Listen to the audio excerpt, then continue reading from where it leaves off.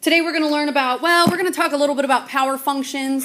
That's actually what this chapter deals with. Whenever you have a to a rational function, like a to the m over n, that's called a power function. So we'll deal with power functions. We'll also see graphs later on in this chapter of these power functions. And then function operations. That's actually what we're really going to touch on. I broke it up into 2 days, but I almost think maybe we can do compositions today. I don't know. We'll see. All right. First off, this is already on your page 415. If you let f and g, or sometimes you're going to see k, sometimes you might see h. If you let them be any functions, then you can actually get a new function by combining them, by either adding, subtracting, multiplying, or dividing. Now, the domain of this new function, whether you're adding, dividing, multiplying, or subtracting, it actually consists of both domains, f and g. We're going to talk a lot about domains. We've already discussed what we can take square roots of and what we cannot take square roots of. So we'll be discussing this. All right. Power function. First off, power function is actually in the form, hold on a moment, there we go, y equals a times b to the x. Leading coefficient is still a, but then you have a base b. And now you have a power. And x is in that power position. So everything because wait a second, Ms. Stellhorn, we've dealt with powers before, but typically our powers, so don't write this down, but typically our powers were like, okay, y equals x squared. Notice how x was in the base position and the 2 was in the exponent position. Well, now we're going to switch those. What does 2 to the x look like? And so on. All right. So here's our first example. You've already got this written down on your notes. F of x plus g of x. That means I'm going to take f's function and add it to g's function. Right? Because that's what I was talking about earlier, how f of x does not mean f times x. I read it as, this is read as function f plus function g. So function f plus function g, and get their like terms together. So what do we got? 2 minus x plus 3x.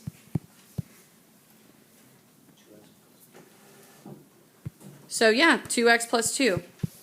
Let's talk about the domain of this function. Let's see. So let's do f plus g of x equals 2x plus 2. But what about their domain? I could have also used the original notation, like f of x plus g of x simplifies to 2x minus 2.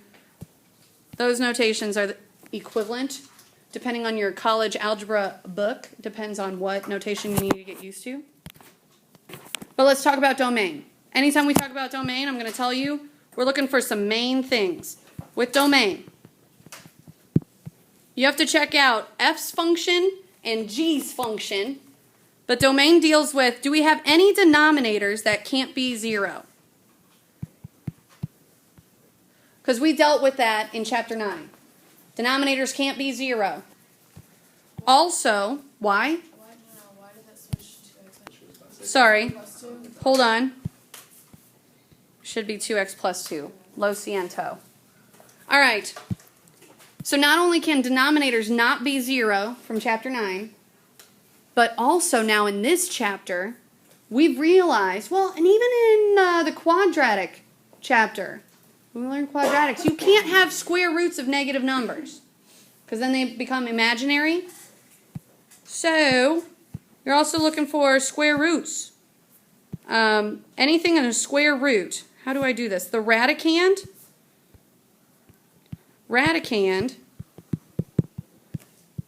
needs to be, can't be negative. So the way we write that is, it has to be bigger than, or it can be equal to 0. Whatever's in that radicand. If it's 2x minus 4, I need to recognize, okay, 2x minus 4 has to be bigger than or equal to 0.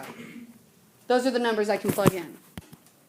So I don't have any restrictions on this. The domain is all real numbers.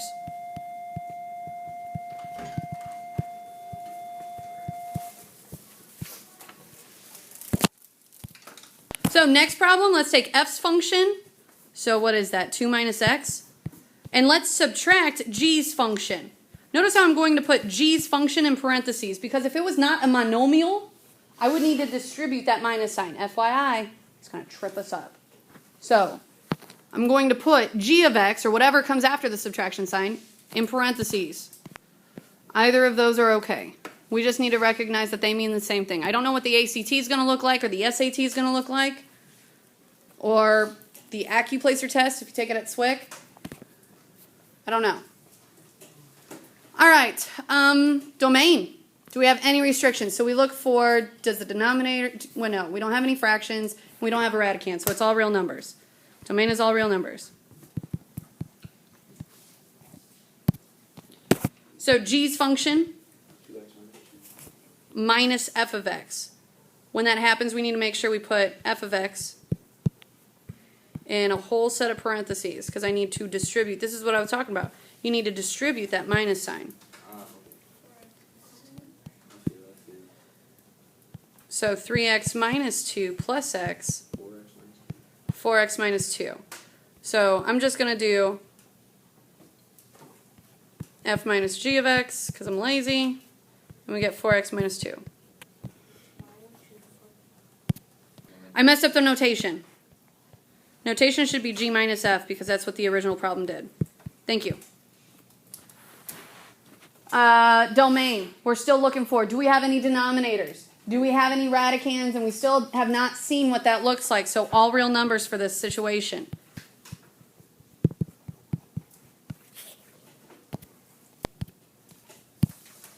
Now we're going to combine power functions and these operations. Now we're going to take f times g. This is a times. We're going to multiply them.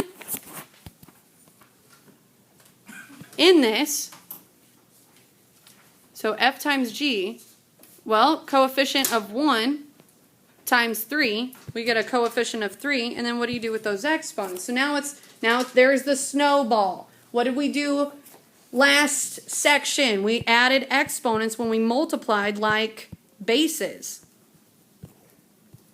So f times g of x is equal to 3x to the 7 halves. But domain's going to be a little different here.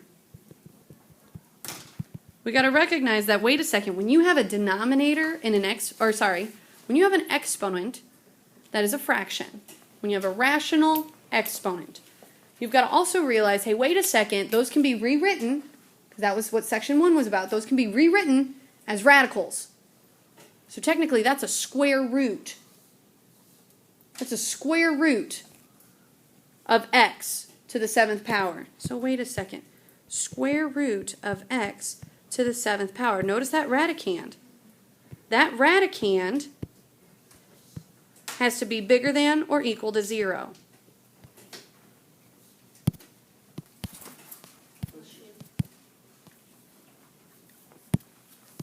So because I don't see denominators or radicands, not just radicands, I guess I'm also now need to be aware of, hey, do I have rational exponents, meaning fractions?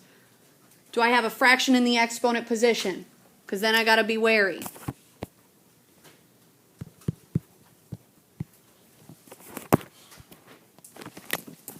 In this one, we should definitely be able to take this 4x to the 2/3 divided by 2x, and then it's section 7.1 or 7.2. Either one of those. You got to reduce. So this function, this f over g of x, is equal to 2x to the negative 1/3. And I'm okay if we leave it like that.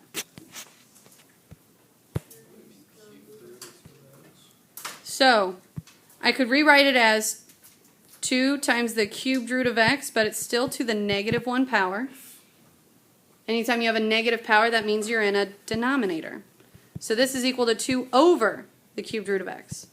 So we actually have a denominator in this when we discuss domain. We also have a radicand. But the bad thing about the radicand is it's not a radicand of a square root. It's a radicand of a cube root.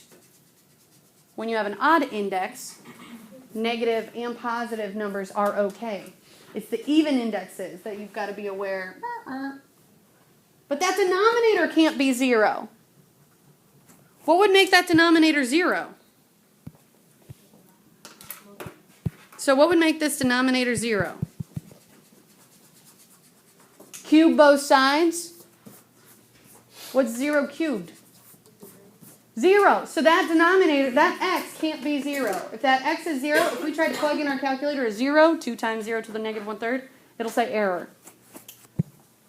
So domain, x can't be 0. Or all real numbers, but x can't be 0. Just like what we did in chapter 6, or chapter 9. Okay, last one. We're going to take f's function divided by g's function. There's a couple options here. I could either just keep it like that, because I can't cancel. I either keep it like this, or I could take negative 7x divided by x and 1 divided by x. What happens when you have a binomial divided by a monomial? That means that binomial has to both be split into that common denominator. So this is an okay function, or if you simplify it, negative 7 plus 1 over x is also appropriate. Both of those answers are fine. One has a common denominator, one splits up the fraction. Now, what about domain? With domain, we've got that denominator. So x can't be 0. It's all real numbers, but x can't be 0. If you tried to plug in 0, it won't work out.